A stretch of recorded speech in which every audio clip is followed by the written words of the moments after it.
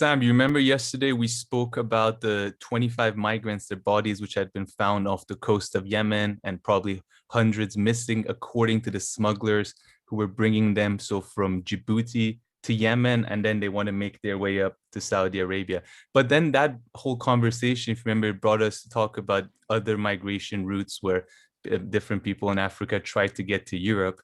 And we talked about this one, which is the main one. So I mean, this is the main route. Don't look at these numbers. These are old. So people come from all these countries here in West Africa. They come with smugglers, make their way to Libya. And then from Libya, they try to take boats again by smugglers to get to Italy. And this is where more danger comes. Of course, there are dangers this whole route, but then more dangers here because they can, of course, get kidnapped here in Libya and everything as well. But once they're returned, that's where there's kind of an issue. So just yesterday, the UN's migration organization and UNHCR, so the refugee organization, one of the bigger UN agencies, they put out a message condemning the return of migrants and refugees to Libya. So they're talking about how here, just a few days ago, over 270 migrants and refugees were handed over to the Libyan Coast Guard by the ship Vos Triton. So just this random ship, I believe it's just into commerce or something, from Gibraltar, rescued migrants. So British authorities, I suppose. Yeah, so they had capsized and they had rescued them, and I don't understand how this part happened there, but pretty much the Libyan Coast Guard came and took the migrants from them and took them back, the migrants and refugees, and took them back to Libya. And basically the position of the UN is, although these two organizations work very closely with the EU, and it's EU that is funding a lot of, we'll get into that, a lot of the coast guards and everything in Libya, which is that they're saying that Libya is not a safe place and people should not be returned there. So there are all these kind of, contradictions with what needs to be done. Like, for instance, because the EU is supporting them, but at the same time, they agree that migrants shouldn't be going there. But at the same time, they're not allowing them to disembark in any of the EU countries. So it's unclear what should happen. I guess the best thing that they would want to happen is for there to be a better situation in Libya. And I mean, this is just another story from where did they go? Just like a few weeks ago or a month ago, saying in one. Sorry. Go ahead. By the way, you read that they were handed off to Libyan Coast Guard. Are those authorities that are the Libyan government that is UN backed, or are these some other? Yeah, actually, I think I'll have actually response just to that. I think they're mainly part of them. Actually, here I'll talk about that.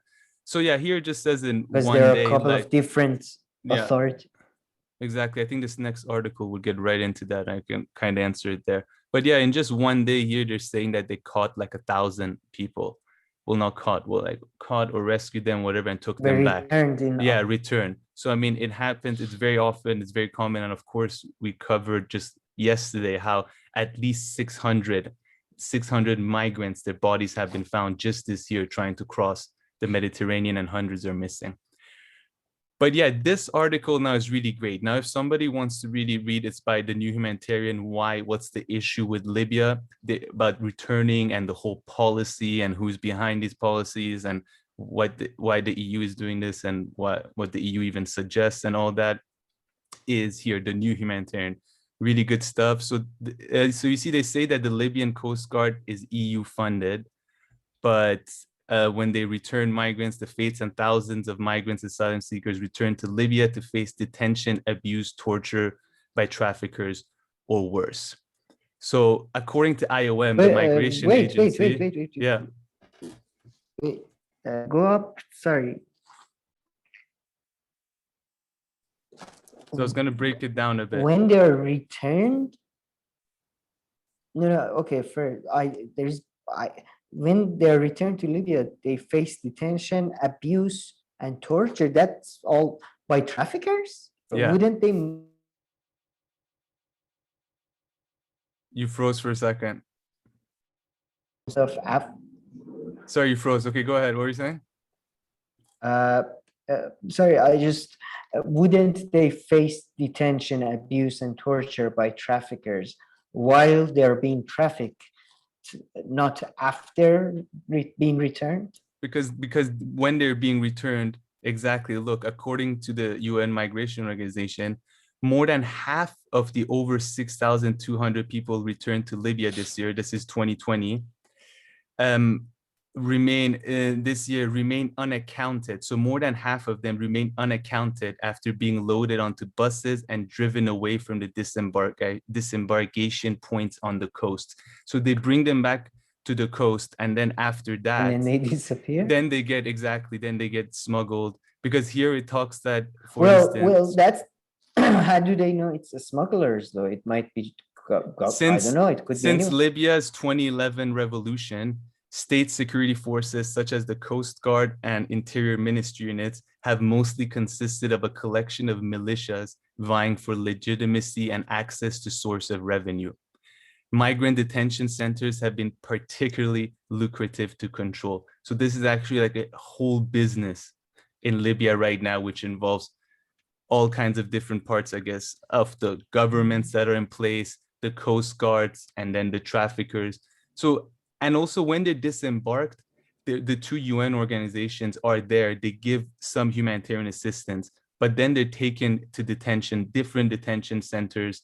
And on the way there, they can be transferred and sold. And a lot of time they call their families back home and trying to, get money out of them in order for them to be returned. So they are, okay, so they're not necessarily, again, these are not necessarily traffickers. They are the people, the militias that have traffickers, all kind traffickers of are the people who traffic them in the first place.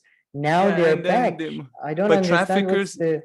But traffickers, let's say the trafficker asks for $20 from you, which is not, they ask for thousands, like in US dollar. Like it's a few $1,000s from them to go to West Africa, to Libya alone, something like that. So during that time, they might get kidnapped by another set of smugglers and traffickers. Sure, but that's the same ones for traffic. ransom. And then once they go there and the Coast Guards, if the Coast Guards intercept them in the Mediterranean, when they bring them back to Libya, again, they bring them back just surrounded by, I guess, a whole network of different people who can, again, try to get more money out of them or smuggle them or even sell them to slavery and all that.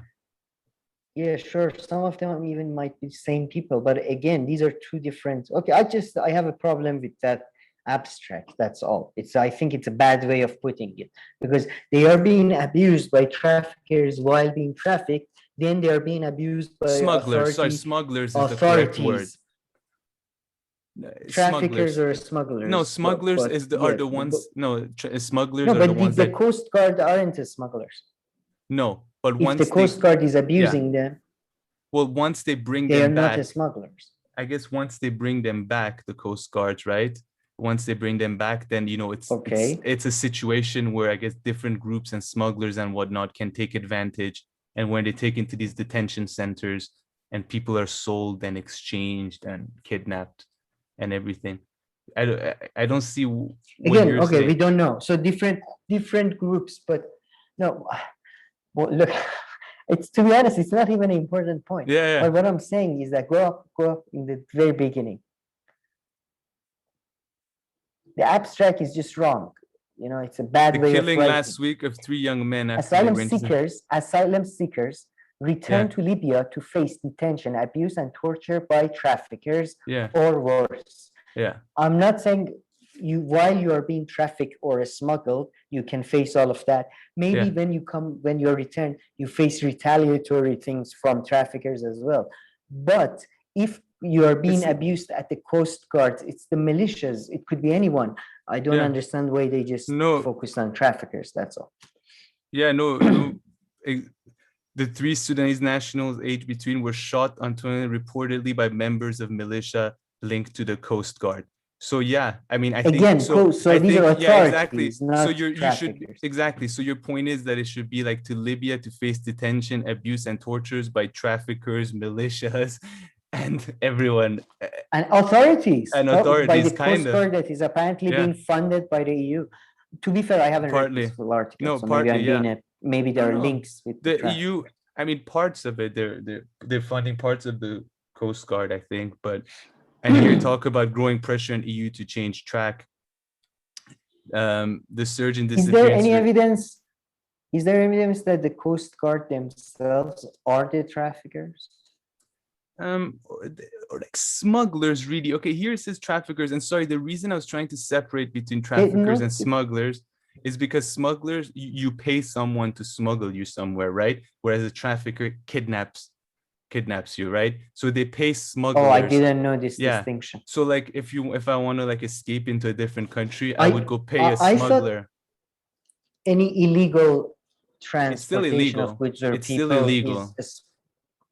Okay, no, I thought they're synonyms. I didn't know. No, they're still, but like a girl or a boy taken from their house and like sent to country X. A stolen child is a that's traffic. Exactly.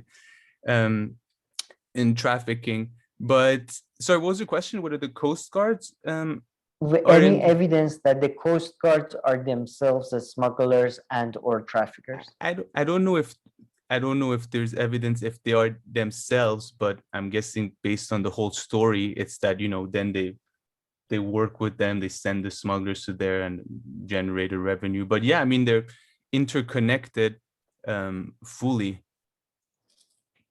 And then, so yeah, once they're in these detention centers and all this, I mean, the best case scenario for them really is that the UN kind of with airplanes puts them on charters once they're about to, anybody who wants to go back and, they're able to get away from their smuggler or not, and they go back to their country of origin by plane.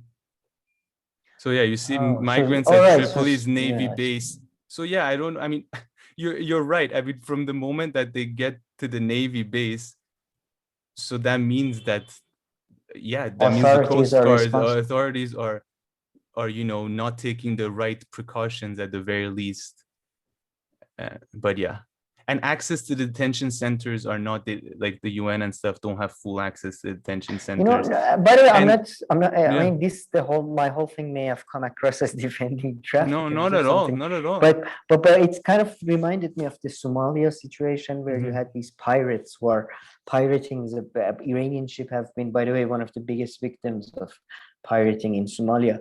But when the country is in chaos and there are no jobs, smuggling and then in America, for example, in American media, people who are helping Mexican people cross into America, they are portrayed usually as these anti-hero type things or semi-heroes that help people get across. But then always with the people who help African people to cross to Europe, they're portrayed as these, and most of them are these awful smugglers that, as you said, most of them they take advantage, blah blah. It's just I wanted to mean that when they come back, though, they're the responsibility of authorities. So yeah, but I guess, I mean, Libya, just like how this paragraph put it beautifully, since Libya's 2011 revolution, state security forces such as the Coast Guard and Interior Ministry units have mostly consisted of a collection of militias vying for legitimacy and access to source of revenue. So I mean, they're pretty much calling the Coast Guard militias, right? Well, I think this is the underlying cause of the whole thing, right? Yeah. But anyway, so I just do they suggest any solutions, like any quick solutions for now, at least, to reduce the thing in the article, or the surge in disappearance, growing pressure on the EU. The EU is the big party. It's like the main actor. They fund the Libyan Coast Guard. They're the one concerned with, the US isn't concerned with people getting off the Mediterranean in Italy, and they fund the UN organizations, all their work there, their work in Libya. So the surge in disappearance raises further concerns about criminality and human rights abuses occurring within a system of interception and detention by Libyan authorities that the EU and EU member states have funded and supported since 2017. The aim of the support is to crack down on smuggling networks, reduce the number of asylum seekers and migrants arriving in Europe, and improve detention conditions in Libya.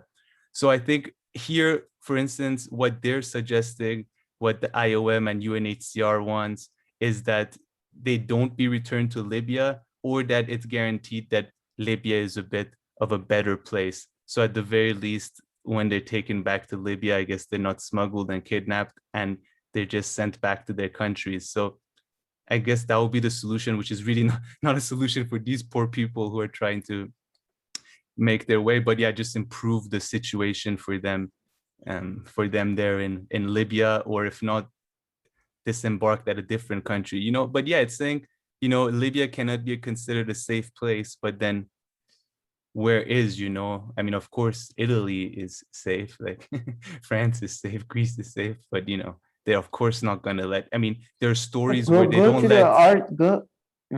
here. Go There are to the other stories. article. No, the other ones is just record number of migrants in one day No, have the been other, returned. the one, the last one. This one, this is the one we were on. This. Yeah. This I case mean, in coronavirus has made the humanity.